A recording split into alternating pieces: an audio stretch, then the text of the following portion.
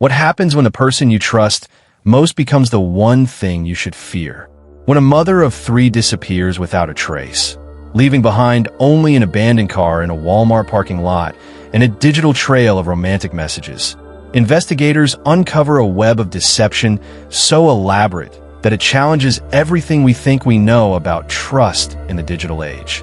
This is the story of Sarah Michelle Hartwell, a woman who believed she had reconnected with her high school sweetheart, only to discover that sometimes the most dangerous predators are the ones who are the faces of our most cherished memories. Sarah Michelle Hartwell was the kind of mother who kept handwritten notes tucked in her children's lunchboxes. Every morning at 6:47 a.m., she could be found in the kitchen of her modest ranch home on Maple Street in Millfield, Ohio, population 8,200, carefully preparing 3 different meals because each of her children had their own preferences. 11-year-old Emma only ate peanut butter and jelly sandwiches cut diagonally. 9-year-old Tyler refused any lunch that contained vegetables, though Sarah had learned to hide carrots in his muffins. And 6-year-old Chloe insisted on having a different colored napkin each day of the week. At 34, Sarah had the kind of natural beauty that hadn't faded since her high school days, shoulder-length auburn hair that she usually pulled back in a ponytail, green eyes that crinkled at the corners when she laughed, and a smile that could light up the entire pediatric ward at Millfield General Hospital, where she worked as a registered nurse in the children's wing. Sarah was the kind of person who remembered everyone's birthday, recalls her colleague, Jennifer Martinez, who worked alongside Sarah for 7 years. She kept a little notebook with all the kids' favorite colors, their siblings' names, what scared them during procedures. She made that scary place feel like home for so many families. Sarah's own childhood had been far from easy. Raised by her grandmother, Ruth Connolly, after her mother abandoned her at age 5, Sarah learned early that family wasn't always about blood. It was about showing up every single day, no matter what. Ruth, a fierce woman who worked double shifts at the local textile factory to keep food on the table, instilled in Sarah the values that would define her entire life: loyalty, determination, and an unwavering belief that love could conquer anything. My grandmother used to tell me that the most important thing in life was to be someone people could count on, Sarah wrote in her journal, found months later by investigators. She said that trust was like a spider's web, delicate, beautiful, and once it's broken, nearly impossible to repair the same way. Thank you to all our loyal viewers and subscribers.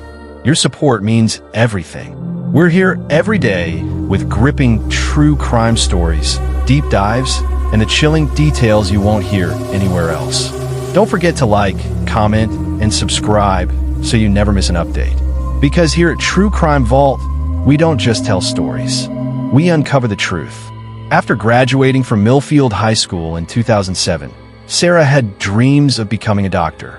She'd been accepted to Ohio State University with a partial scholarship, but those plans changed dramatically when she met Marcus Hartwell at a summer job at the local ice cream parlor.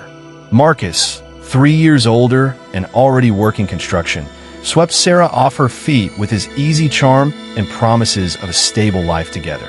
They married in a small ceremony at Ruth's house in August 2008, when Sarah was just 19. Emma arrived 10 months later, followed by Tyler and then Chloe. For several years, their life seemed picture-perfect from the outside.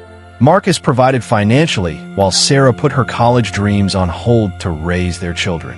But by 2018, cracks had begun to show in their marriage. Marcus had developed a drinking problem that grew worse after he was laid off from his construction job. He became distant, sometimes disappearing for days without explanation. Sarah compensated by throwing herself even deeper into her work and her children, finally pursuing her nursing degree through night classes at the local community college. She never complained, not once, remembers her nursing school classmate, Patricia Wong. Sarah would come to class after working all day, sometimes with bags under her eyes because one of the kids had been up sick all night, but she never missed an assignment. She was determined to build a better life for her family. In March 2019, Sarah filed for divorce. The proceedings were messy and emotionally draining. Marcus contested custody, despite his drinking problem, and the legal battles stretched on for months. Sarah found herself struggling financially, working extra shifts whenever possible, relying on her grandmother Ruth, now in her 70s, to help with childcare. The divorce was finalized in September 2020, right in the middle of the pandemic. Sarah was awarded primary custody of the children, with Marcus getting supervised weekend visits. She moved with the kids into a smaller rental house on Maple Street, closer to the hospital and the children's schools. Despite the challenges, Sarah was determined to rebuild her life. She started a small savings account with dreams of eventually buying her own home. She signed up for a pottery class at the community center, something she'd always wanted to try. Most importantly, she began to rediscover who she was beyond being just a wife and mother. After the divorce, it was like Sarah came back to herself, recalls her best friend, Angela Reeves. She started wearing bright colors again, laughing more.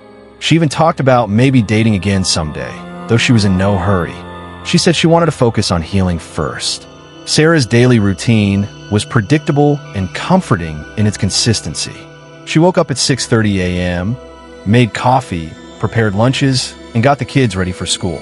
She worked 3 12-hour shifts at the hospital each week, Tuesday, Thursday, and Saturday. On her days off, she could usually be found at one of the children's activities: Emma's soccer practice, Tyler's Little League games, or Chloe's dance recitals.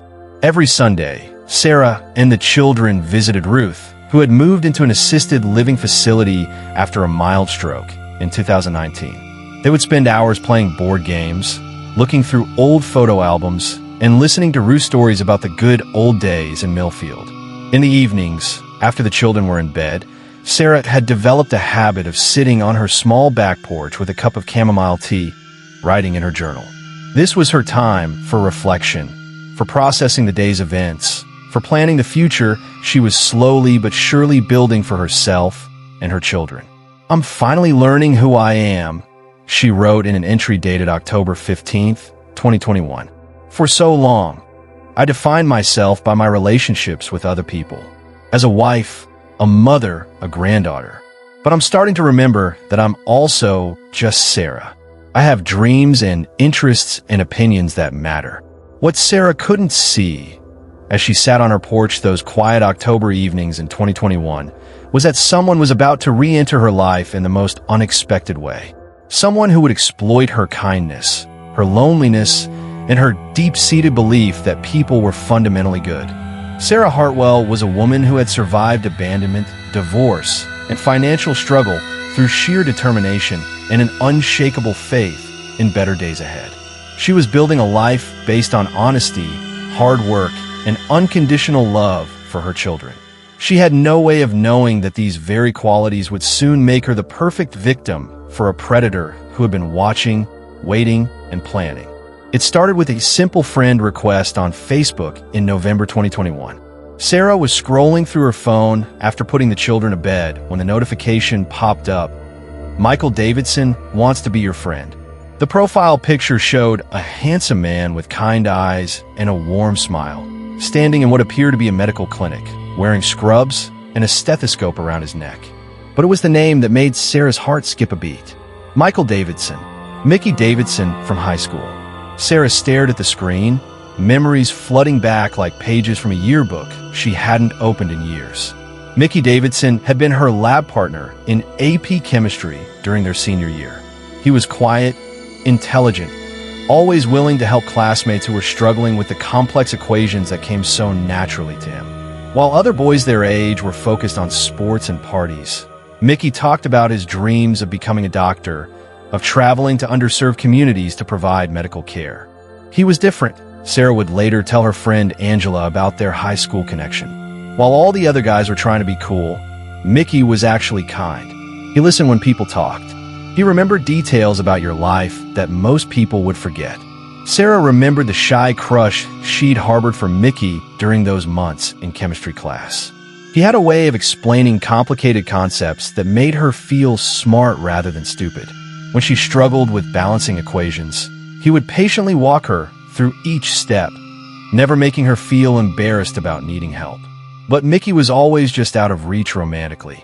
He dated Rebecca Thornton, the valedictorian, and they seemed perfect together, two academic superstars planning their bright futures. Sarah, focused on her summer job and her relationship with Marcus, never found the courage to express her feelings for Mickey before graduation scattered their class to different colleges and careers. Now, 14 years later, here was Mickey Davidson, apparently living the dream they'd talked about in that chemistry classroom. According to his Facebook profile, Dr. Michael Davidson was a pediatric surgeon working for Doctors Without Borders. His photos showed him in various exotic locations: a medical clinic in Guatemala, a hospital in Kenya, a refugee camp in Jordan. In every picture, he looked exactly as Sarah remembered him, but more mature, more accomplished, more handsome. Sarah hesitated for only a moment before accepting the friend request. Within minutes, a message appeared in her inbox. "Sarah, I can't believe I found you. I was just thinking about our old chemistry class the other day and wondering what happened to my favorite lab partner. You look absolutely radiant. I hope you don't mind me reaching out after all these years." The message was perfectly crafted, familiar but not overly intimate, complimentary but not inappropriate. Sarah felt a flutter of the old attraction she'd felt as a 17-year-old girl. She replied carefully, "Mickey, what a wonderful surprise. I saw your profile congratulating you on living your dream. Pediatric surgery with Doctors Without Borders must be incredibly rewarding work." What followed was the beginning of a correspondence that would consume Sarah's thoughts and eventually her life. Mickey's responses came at odd hours, which he explained by saying he was currently stationed at a medical facility in South Sudan, working with children affected by the ongoing humanitarian crisis. "The time difference makes communication challenging," he wrote, "but talking with you feels like coming home after a long journey. Do you remember how we used to stay after class sometimes, working on those impossible chemistry problems? I always look forward to those moments. You had such a beautiful mind. I'm not surprised you became a nurse. You were always meant to help people." For Sarah, reeling from the emotional exhaustion of her divorce and the daily stress of single motherhood, Mickey's messages felt like a lifeline to a simpler, more hopeful version of herself.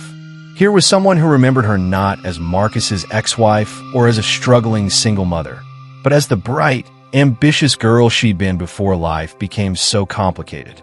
Their conversations quickly moved beyond nostalgic reminiscences about high school. Mickey was an attentive listener who asked thoughtful questions about Sarah's children, her work at the hospital, her dreams for the future. He shared stories about his medical work, heart-wrenching accounts of children he'd saved, descriptions of the poverty and suffering he witnessed daily, reflections on the meaning of service and sacrifice. "Today I performed surgery on a 7-year-old girl who reminded me so much of what your little Chloe must be like," he wrote in December. "She had the same bright spirit, the same curiosity about everything around her. It made me think about how lucky your children are to have such a devoted mother." Mickey's messages arrived like clockwork every few days, always thoughtful, always perfectly timed to provide comfort or encouragement exactly when Sarah needed it most. When Emma was struggling with math homework, Mickey sent detailed explanations and practice problems. When Tyler got sick with the flu, Mickey offered medical advice and reassurance. When Sarah worried about her finances, Mickey reminded her of her strength and resilience. By January 2022, Sarah found herself looking forward to Mickey's messages with an anticipation she hadn't felt in years. Their conversations had evolved into something that felt deeper than friendship, but remained safely within the bounds of propriety. Mickey never crossed lines or made inappropriate advances, but there was an underlying romantic tension that made Sarah's heart race every time she saw his name in her inbox. "He made me remember what it felt like to be seen," Sarah wrote in her journal. "Not just as a mother or a nurse or an ex-wife, but as Sarah. He asked about my pottery class, remembered details about my patients at work, wanted to know my thoughts about books and movies and life." The children began to notice the change in their mother. Sarah smiled more, hummed while she cooked dinner, seemed lighter somehow despite the continued stress of their circumstances. "Mommy, why do you keep smiling at your phone?" 6-year-old Chloe asked one evening while Sarah was reading Mickey's latest message. "I'm just talking to an old friend from high school. Sweetheart," Sarah replied. Not entirely dishonest, but not fully truthful either. In February, Mickey began sharing more personal details about his life. He told Sarah about the loneliness of international humanitarian work, the difficulty of maintaining relationships while constantly traveling to crisis zones, the toll that witnessing so much suffering had taken on his ability to connect with people back home. "Sometimes I feel like I'm living two completely different lives," he confided. "There's Dr. Davidson, who saves children in refugee camps, who gets written about in medical journals, who looks successful from the outside. And then there's just Mickey, the guy who comes back to an empty apartment and eats dinner alone." Sarah's nurturing instincts kicked into overdrive. She found herself staying up late, composing long, supportive messages, offering emotional comfort to this man who dedicated his life to helping others. As winter turned to spring, their conversations began to include subtle references to the possibility of meeting in person. Mickey mentioned that his current assignment in South Sudan was scheduled to end in June, and he would be returning to the United States for a few months before his next deployment. "I know this might be forward," he wrote in March, "but I've been thinking about how wonderful it would be to see you again. Would you be interested in meeting for coffee when I'm back in Ohio? I promise I'm not as awkward in person as I was in high school." Sarah's response was immediate and enthusiastic. "I would love that more than you know. It's been so wonderful reconnecting with you, Mickey." What Sarah didn't know, as she eagerly anticipated their reunion, was that Dr. Michael Davidson didn't exist. The man she'd been corresponding with for months was not the shy, brilliant boy from her chemistry class. The real Mickey Davidson had died in a car accident just 6 months after their high school graduation, killed by a drunk driver while driving home from his first semester at Ohio State University. The person who had been sending her those perfectly crafted messages was someone else entirely.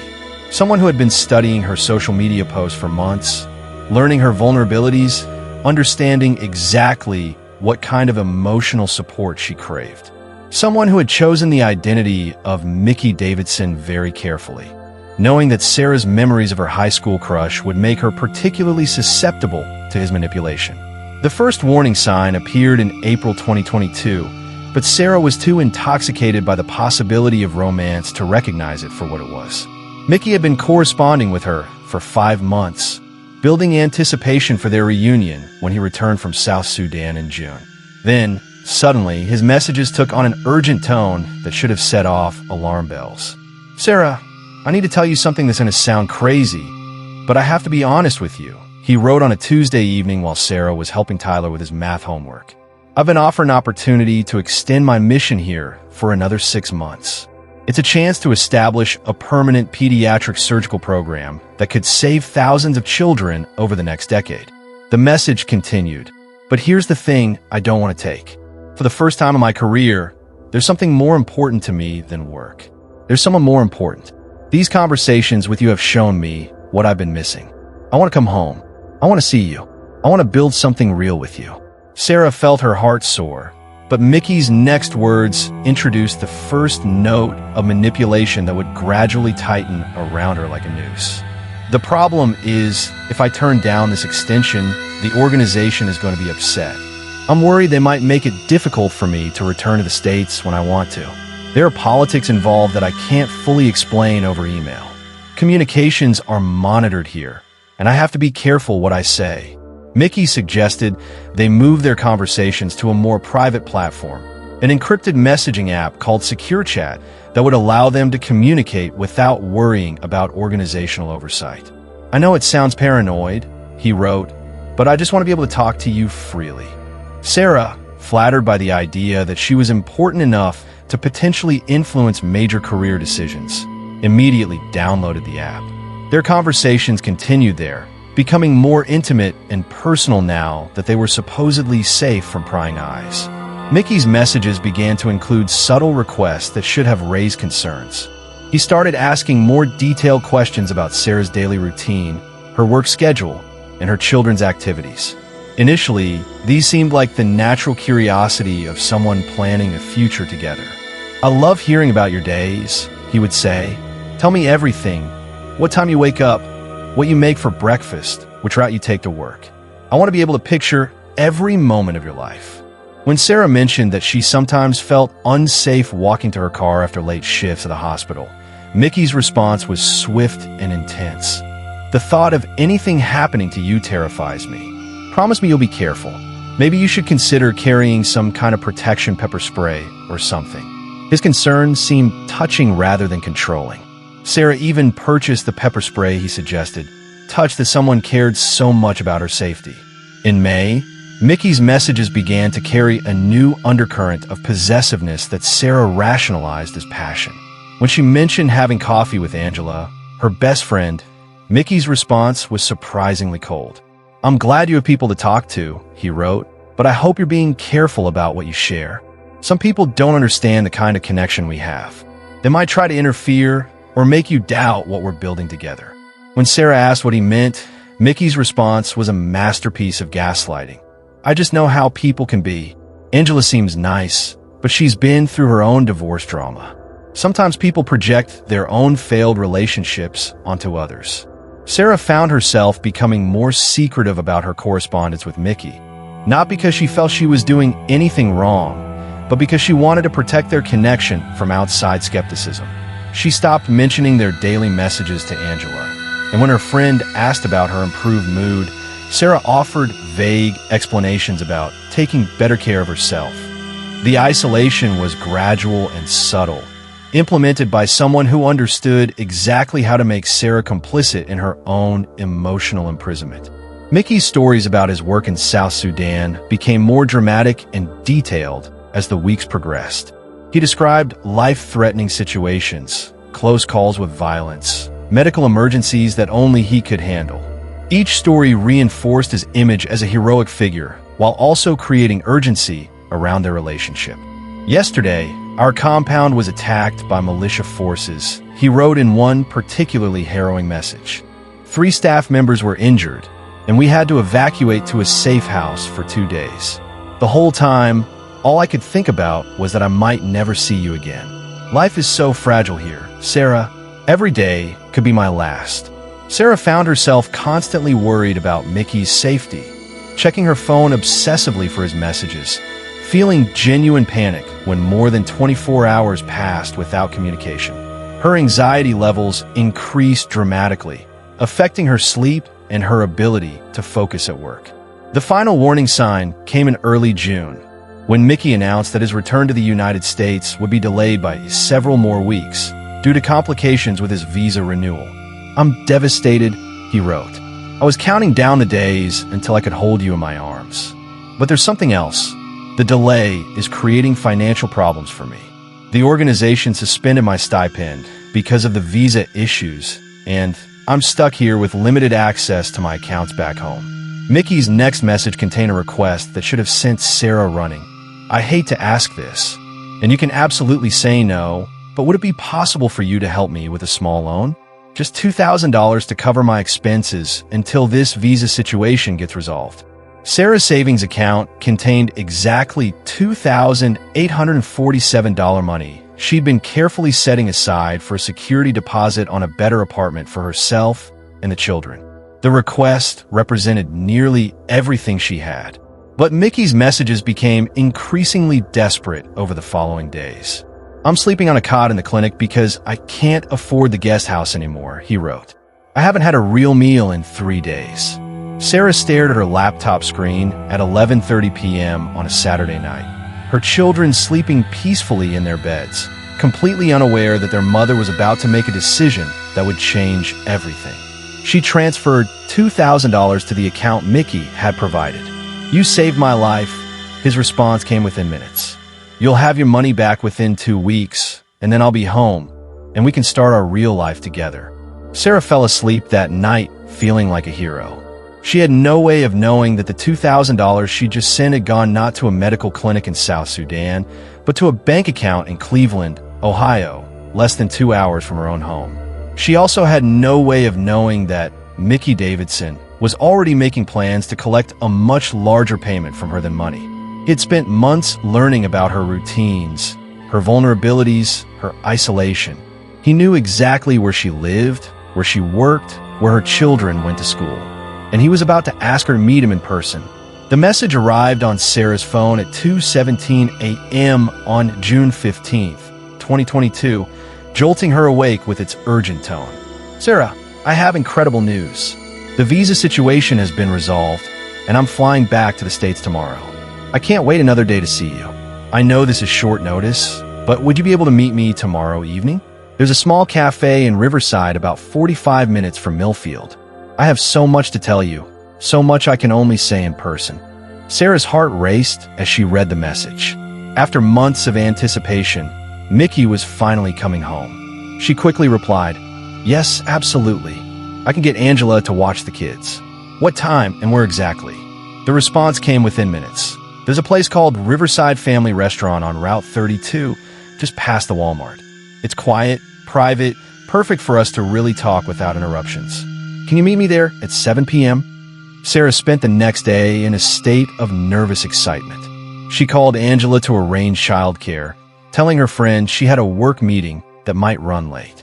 She took extra care getting ready, choosing a blue dress that brought out her eyes and styling her hair in loose waves. "You look beautiful, Mommy," little Chloe said as Sarah checked herself in the hallway mirror one final time. "Thank you, baby," Sarah replied, kneeling down to hug her daughter. "Be good for Aunt Angela, okay? I'll see you when I get home." At 6:15 p.m., Sarah left her house, allowing extra time for the drive to Riverside. She was excited but also nervous. 8 months of messages and phone calls had built Mickey up to almost mythical proportions in her mind.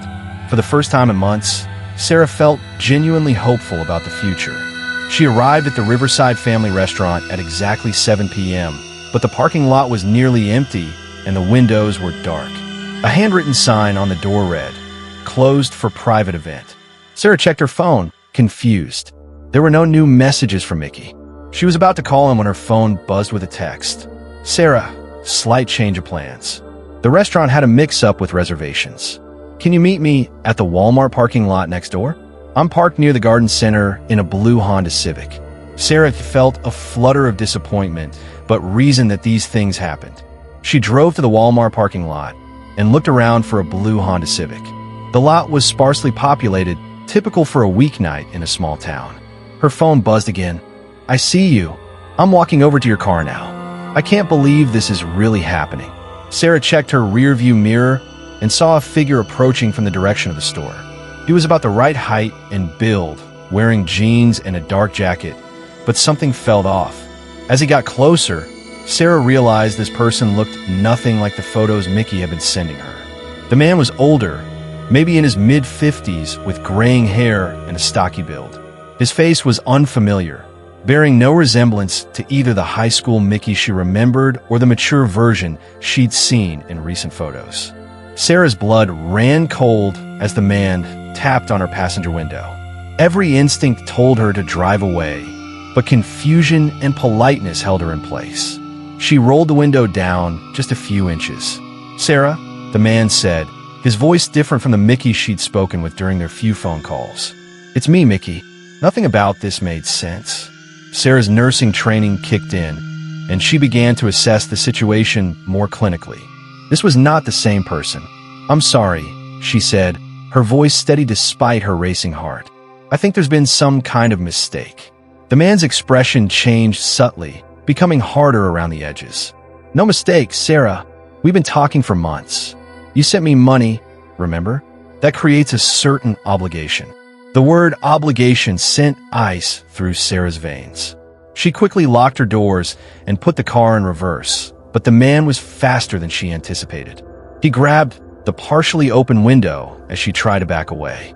"Don't make this difficult," he said, his voice now completely different from the gentle, caring tone she'd grown accustomed to. Sarah pressed harder on the gas, and the man lost his grip on the window, stumbling backward.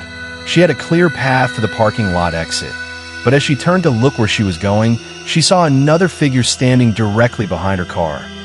A younger man, maybe in his 20s, blocking her escape route. Panic flooded her system. This was clearly a planned operation involving multiple people. Sarah grabbed her phone to call 911, but before she could dial, she saw the older man approaching her driver's side door again. "Turn off the car, Sarah," he said calmly. "Get out slowly and no one gets hurt. We just need to have a conversation." Sarah's mind raced through her options. The younger man behind her car had moved closer, making it impossible to back up. The older man was positioned at her driver's side door. The only clear path was forward toward the store, but that would mean driving over a concrete parking median. She made a desperate decision. Sarah jerked the wheel hard to the right and gunned the engine, jumping the median and speeding toward the main road. Behind her, she could hear shouting, but she didn't look back. Her hands shaking, Sarah managed to dial 911 while driving. 911, what's your emergency? This is Sarah Hartwell. I'm being followed. I was almost kidnapped at the Walmart on Route 32 in Riverside. There were two men. They were trying to... Sarah's words were cut off as she saw headlights gaining on her rapidly in the rearview mirror. A dark SUV was following her, closing the distance with alarming speed. "Ma'am, are you still there?" the 911 operator asked. "Yes, I'm here. They're following me. I'm heading back toward Millfield on Route 32. We're dispatching units to your location now. Can you get to a safe, public place?" Sarah thought quickly. The Route 32 corridor between Riverside and Millfield was mostly rural farmland with few businesses open at this hour. But there was a 24-hour truck stop about 10 miles ahead. "There's a truck stop on Route 32, Miller's Travel Plaza. I'm heading there." "Good. Stay on the line with me." Sarah pushed her aging Honda Accord as fast as it would go, the speedometer climbing past 80 miles per hour. The SUV behind her matched her speed, sometimes falling back, sometimes closing the distance, but never losing sight of her taillights. As she approached Miller's Travel Plaza, Sarah could see the bright lights of the parking lot filled with long-haul trucks and late-night travelers. Safety. She pulled into the lot and parked directly in front of the main building, under the brightest light she could find. The SUV that had been following her slowed as it passed the entrance to the truck stop, but it didn't turn in. Through her windshield, Sarah caught a glimpse of two figures in the front seat, the older man from the Walmart parking lot, and someone else she couldn't make out clearly. 3 sheriff's deputies arrived at Miller's Travel Plaza within 15 minutes of Sarah's call. She sat in her car, shaking from adrenaline and shock, as she recounted the evening's events to Deputy Maria Santos. "So you met this person online?" Deputy Santos asked, taking notes in a small pad. "He said he was someone I knew from high school," Sarah explained. "We've been messaging for months. But when I got there, it was a completely different person. And there were 2 of them. Did you get a license plate number on the SUV that followed you?" Sarah shook her head. "I was too scared to look. I just wanted to get somewhere safe." Deputy Santos called for additional units to respond to the Walmart in Riverside. But by the time they arrived, the parking lot was empty except for Sarah's abandoned purse, which had fallen from her car when she jumped the median. The security footage from the store would later show 2 men in a dark Chevy Suburban, but the license plates had been obscured and the video quality wasn't clear enough to make positive identifications. "Mrs. Hartwell," Deputy Santos said after conferring with the other officers, "we're going to need you to come to the station tomorrow to make a formal statement. In the meantime, is there somewhere safe you can stay tonight? These individuals know where you live." The weight of that reality hit Sarah like a physical blow. She had given Mickey detailed information about her daily routine, her work schedule, and her children's schools. If these men wanted to find her, they had all the information they needed. Sarah called Angela, who immediately agreed to keep the children for the night. She also called her supervisor at the hospital to request emergency time off, knowing she was in no emotional state to care for pediatric patients. That night, Sarah sat in a hotel room in downtown Millfield, staring at her phone and scrolling through months of messages from the person she now knew wasn't Mickey Davidson. Every word felt different now, tinged with menace and manipulation. The caring questions about her children's schedules now seemed like reconnaissance. The romantic promises felt like bait for a trap she'd barely escaped. At 3:17 a.m., her phone buzzed with a new message on the secure chat app. "You can't hide forever, Sarah. We know where you work. We know where your kids go to school. This isn't over." Sarah took a screenshot of the message and immediately called Deputy Santos, who told her to turn off her phone and leave it off until morning. As dawn broke over Millfield, Sarah sat by the hotel room window, watching early commuters head to work, normal people living normal lives. She wondered if she would ever feel safe again. She wondered how she could have been so blind to the manipulation, so eager for connection that she'd ignored every warning sign.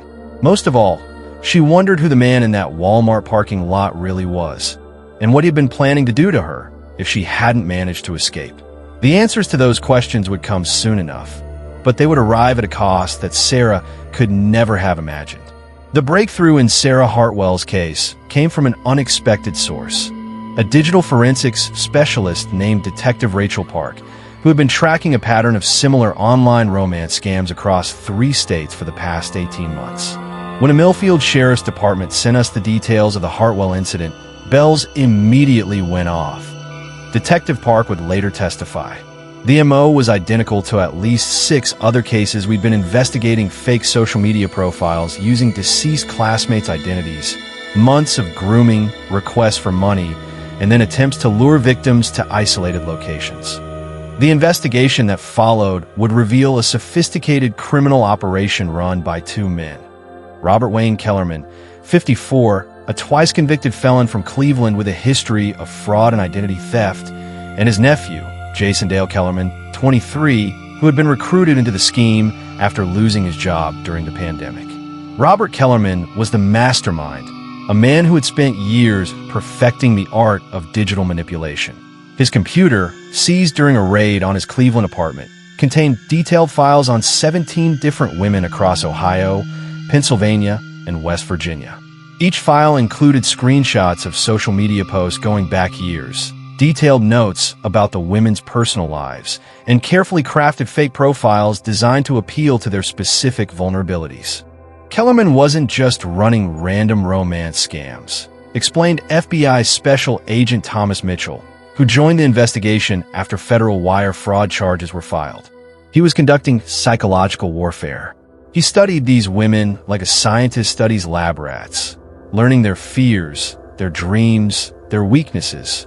Then he created fictional personas specifically designed to exploit those emotional triggers.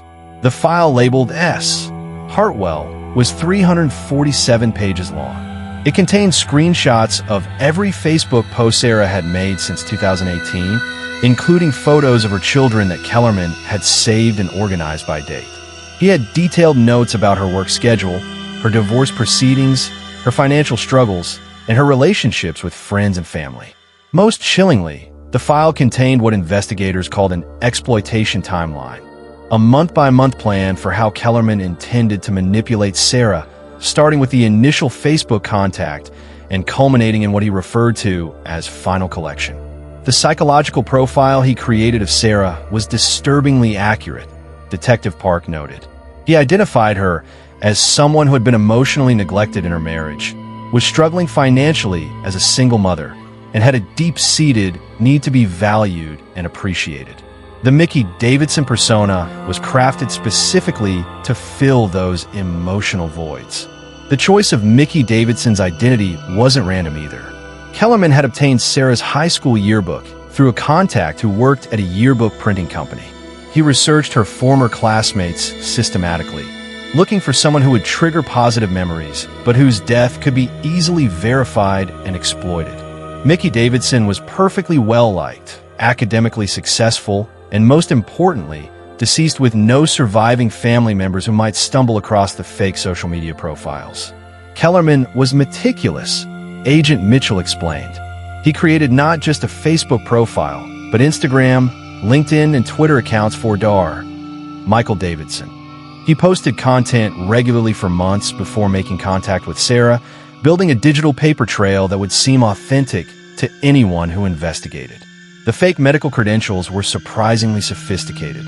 Kellerman had digitally altered photographs of a real Doctors Without Borders physician, Dr. Marcus Chun, superimposing Mickey Davidson's face from the high school yearbook. He created fake identification cards, medical licenses, even fabricated news articles about Dr. Davidson's humanitarian work. But Kellerman's ultimate goal wasn't the $2,000 Sarah had sent him. That was just the beginning. According to documents found on his computer, He had been planning what he called a life insurance scam that would have involved Sarah's death in what would appear to be a tragic accident. The plan, outlined in disturbing detail in Kellerman's notes, involved convincing Sarah to take out a large life insurance policy with him listed as the beneficiary, supposedly so they could protect their future together. After a suitable waiting period to avoid suspicion, Sarah would be killed in a way that would look accidental, allowing Kellerman to collect the insurance payout. Sarah Hartwell escaped something much worse than kidnapping. Detective Park revealed during a press conference. She was being groomed for murder by someone who had done this before. The investigation revealed that Kellerman's operation had been running for over 3 years. Of the 17 women in his files, 3 had sent him money totaling over $45,000. 2 others had taken out life insurance policies at a suggestion, but had become suspicious and cut off contact before Kellerman could act. One woman had not been so fortunate. Jennifer Walsh, a 39-year-old divorced teacher from Akron, had been corresponding with a fake profile Kellerman created using the identity of her deceased college boyfriend. In March 2021, Jennifer had taken out a $250,000 life insurance policy with Dr. James Morrison Kellerman's assumed identity listed as her beneficiary. 6 weeks later, Jennifer was found dead at the bottom of a hiking trail in Cuyahoga Valley National Park. Her death ruled an accidental fall. We're now reopening the Jennifer Walsh case as a homicide investigation, announced Cuyahoga County Sheriff David Reynolds. New evidence suggests her death was not accidental. The break that led to Kellerman's arrest came from Jason Kellerman, the nephew, who grew increasingly uncomfortable with his uncle's plans after the failed attempt to abduct Sarah. 3 days after the Walmart parking lot incident, Jason walked into the FBI field office in Cleveland and confessed his role in the operation. He was scared, Agent Mitchell explained. Jason had been recruited to help with what his uncle told him were simple romance scams, catfishing lonely women out of small amounts of money. He had no idea about the life insurance angle or the murder plots until after the Sarah Hartwell incident. Jason's cooperation led to Robert Kellerman's arrest on June 22, 2022, exactly 1 week after Sarah's narrow escape. When federal agents raided Kellerman's apartment, they found not just the computer files, but also physical evidence of his crimes. Fake identification documents, a collection of women's personal items that appeared to be trophies, and detailed maps of locations where he had planned to carry out attacks. Perhaps most disturbing was a notebook containing what Kellerman called his methodology, a step-by-step guide for identifying vulnerable women, creating compelling false personas, and manipulating victims into trusting situations that could be exploited. Reading Kellerman's notes was like looking into the mind of a predator, Detective Parker called. He approached emotional manipulation like it was a science. He had formulas for how long to wait before making contact, what kind of messages to send at different stages of the relationship, how to identify and exploit specific psychological vulnerabilities. The trial of Robert Wayne Kellerman began in February 2023, 8 months after Sarah's ordeal. The prosecution, led by Assistant U.S. Attorney Linda Harrison, painted a picture of a calculating predator who used cutting-edge technology to hunt victims with unprecedented precision. This wasn't some lonely heart looking for companionship, Harrison told the jury during opening statements. This was a systematic predator who weaponized social media and digital communication to identify, stalk, and exploit vulnerable women. He turned their natural human desire for connection into a tool for their destruction. The evidence presented during the trial was overwhelming. Digital forensics experts walked the jury through Kellerman's computer files, showing how he had researched and targeted his victims. Phone records proved that calls Sarah thought were coming from South Sudan were actually originating from Kellerman's Cleveland apartment. Financial records showed the money trail from Sarah's bank account to accounts controlled by Kellerman. Most powerful was Sarah's testimony. Over 3 days on the witness stand, she detailed the 8 months of manipulation that had nearly cost her life. Her composed but emotional recounting of how Kellerman had exploited her loneliness, her financial struggles, and her memories of high school romance moved several jurors to tears. "He made me believe I was special," Sarah testified. He made me believe that someone finally saw me for who I really was. But he wasn't seeing me at all. He was seeing a victim. Everything I thought was a genuine connection was actually him studying me, learning how to hurt me. The defense, led by public defender Margaret Stone, attempted to argue that Kellerman suffered from mental illness and had been driven to desperate measures by his own financial struggles. They portrayed him as a man who had lost his way after years of unemployment and personal failures. My client made terrible choices, Stone told the jury. But he's not the calculating monster the prosecution wants you to believe he is. He's a broken man who let desperation cloud his judgment. The jury didn't buy it. After deliberating for less than 6 hours, they returned guilty verdicts on all counts: wire fraud, identity theft, interstate stalking, conspiracy to commit murder, and in Jennifer Walsh's case, first-degree murder. The evidence in Jennifer's case had been circumstantial but compelling. Cell phone tower data placed Kellerman in Cuyahoga Valley National Park on the day of her death.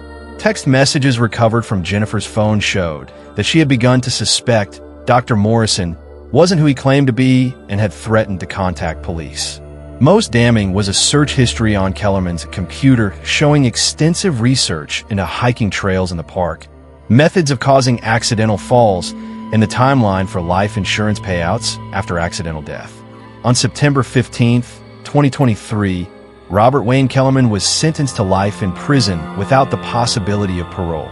Jason Kellerman, who had cooperated fully with the investigation, received a sentence of 8 years in federal prison. Judge Patricia Morrison, who presided over the trial, delivered a scathing rebuke during sentencing. Mr. Kellerman, you turned human connection into a weapon. You exploited the fundamental human need for love and companionship, twisting it into something evil and predatory. The sophistication of your crimes represents a new kind of evil in the digital age. But for Sarah Hartwell, the conviction brought only partial closure.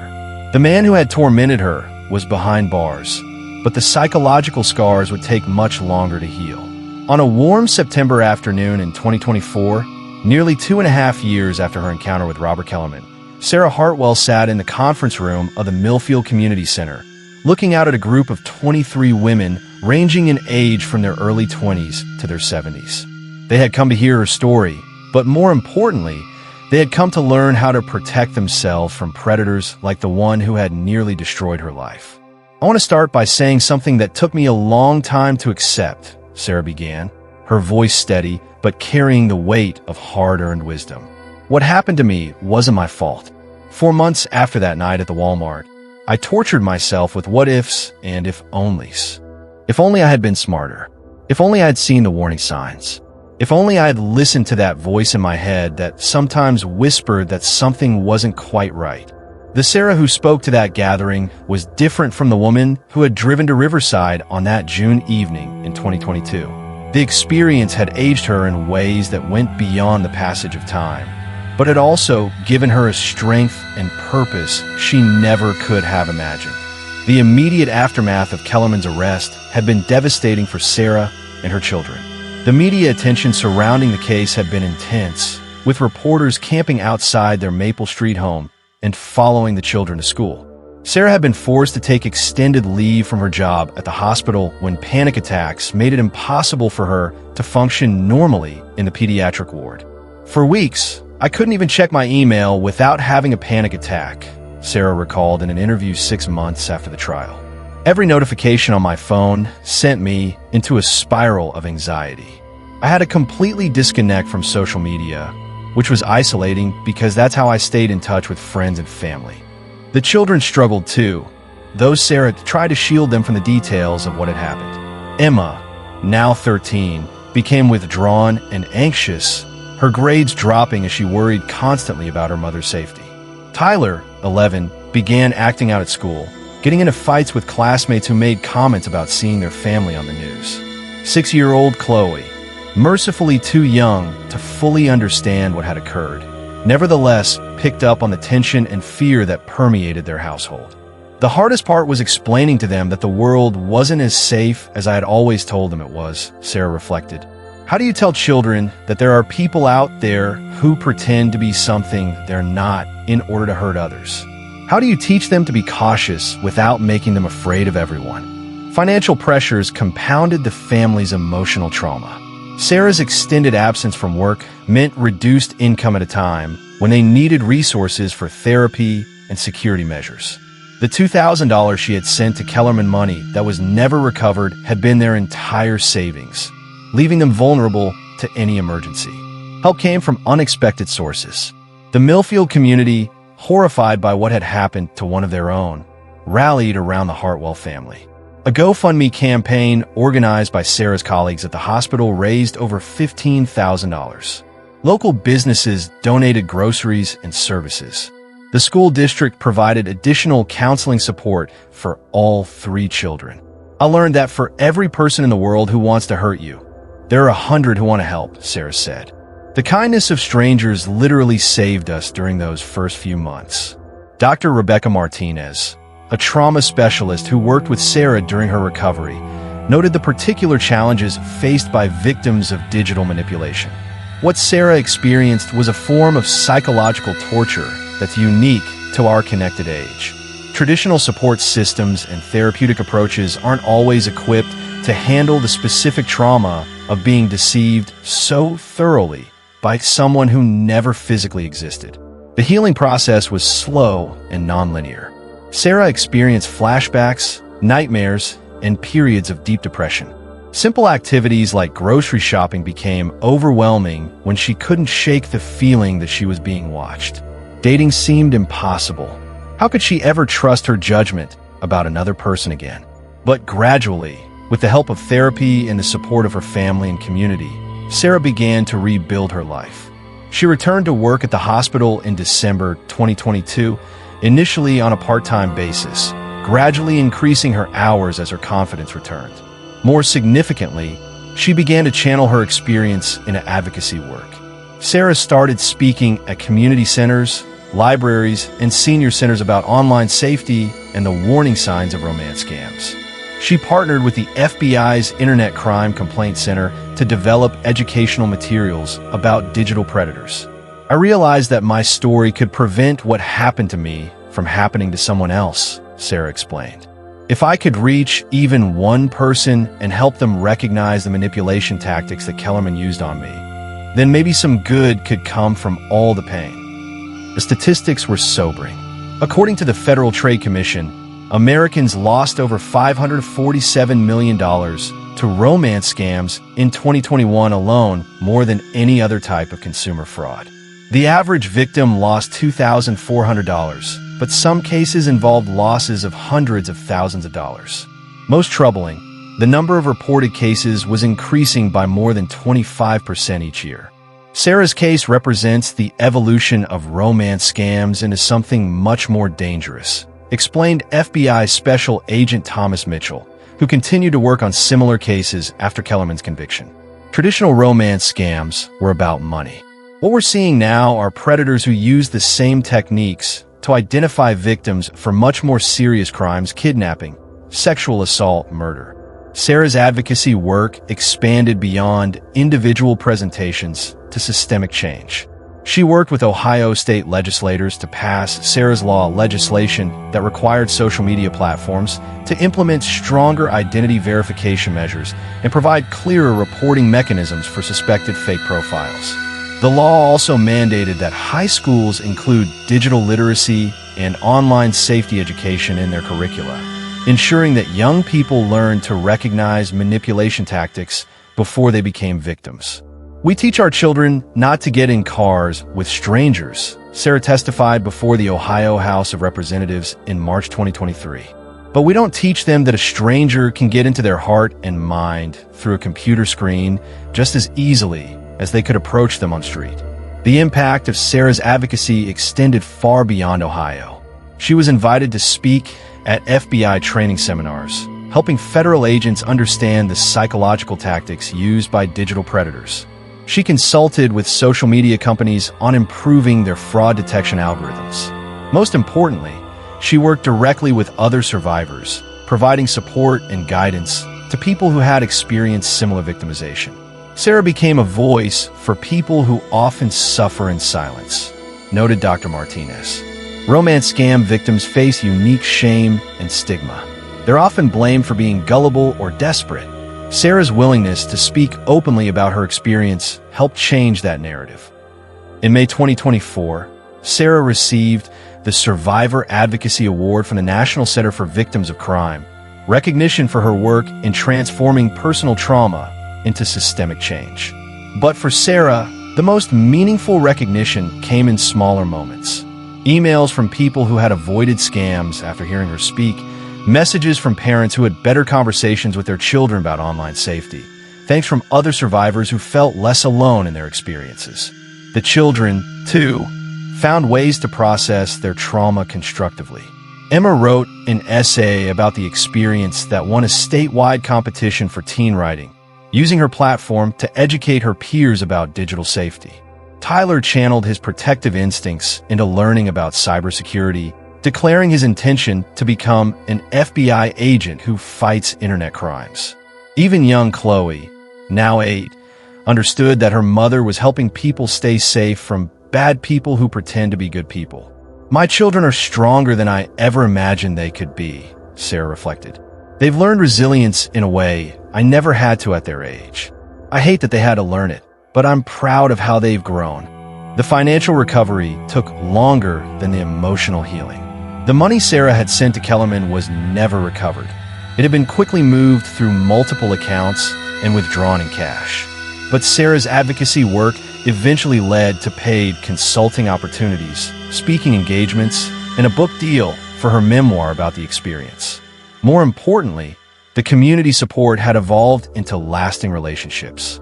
Sarah found herself part of a network of survivors, advocates, and professionals working to combat online predators. She was no longer isolated. She was connected to a community with shared purpose and mutual support.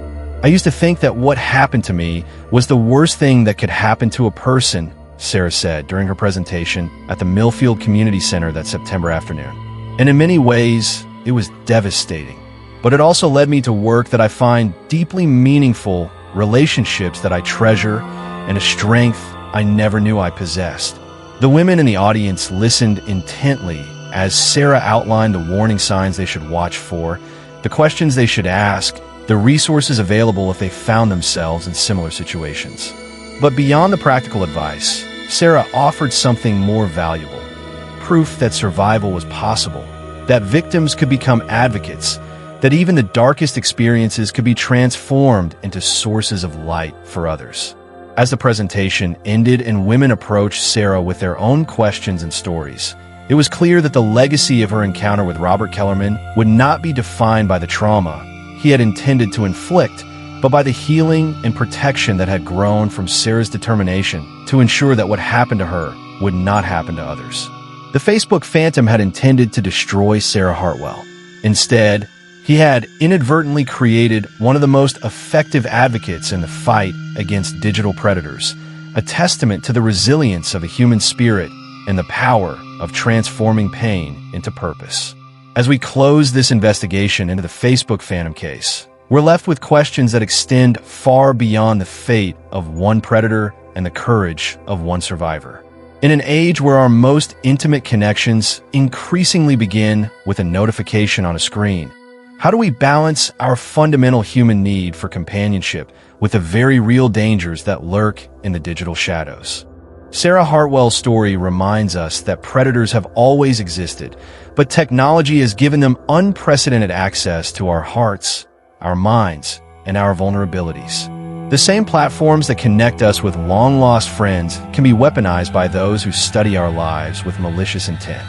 The same human qualities that make us capable of love, trust, hope, the willingness to be vulnerable also make us potential targets for those who would exploit our humanity.